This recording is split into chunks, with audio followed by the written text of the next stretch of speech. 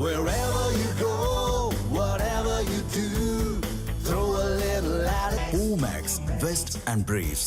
குடுகுடுப்பை இன மக்களுக்கு கணிக்கர் பழங்குடியின சான்றிதழ் வழங்க உரிய நடவடிக்கை எடுக்கப்படும் எனவும் தமிழகம் மட்டுமின்றி நாடு முழுவதும் சாதிவாரி கணக்கெடுப்பு நடத்தப்பட வேண்டும் என்றும் சமூக நீதித்துறை அமைச்சர் வன்னியரசு தெரிவித்துள்ளார். திருவண்ணாமலை மாவட்டம் ஐயம்பாளையம் ஊராட்சியில் குடுகுடுப்பை இன மக்களை சமூக நீதித்துறை அமைச்சர் வன்னியரசு நேரில் சந்தித்து மனுக்களை பெற்றார். தொடர்ந்து பேசிய அவர், குடுகுடுப்பை இன மக்களுக்கு கணிக்கர் பழங்குடியின சான்றிதழ் வழங்க அதிகாரிகளுடன் ஆலோசித்து நடவடிக்கை எடுக்கப்படும் என்றார். கல்வி மற்றும் சமூக முன்னேற்றத்திற்கு சாதி சான்றிதழ் அவசியம் என தெரிவித்த அவர், பழங்குடியின மக்களின் வீட்டுமனை பிரச்சினைகளை ஆய்வு செய்யப்பட்டு அரசின் திட்டங்கள் மூலம் உதவிகள் வழங்கப்படும் என்றும் கூறினார். மேலும் சாதிவாரி கணக்கெடுப்பை விடுதலை சிறுத்தைகள் கட்சி வரவேற்பதாகவும் அது தமிழகத்தில் மட்டுமின்றி நாடு முழுவதும் நடத்தப்பட வேண்டும் என்றும் அமைச்சர் வன்னியரசு தெரிவித்தார்.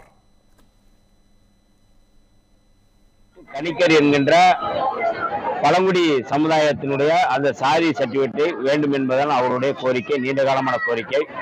அந்த கோரிக்கையாக இன்றைக்கு மக்கள் என்னை சந்தித்து மனு கொடுத்திருக்கிறார்கள். நிறைய மனுக்கள் நிறைய கொடுத்திருக்கிறாங்க.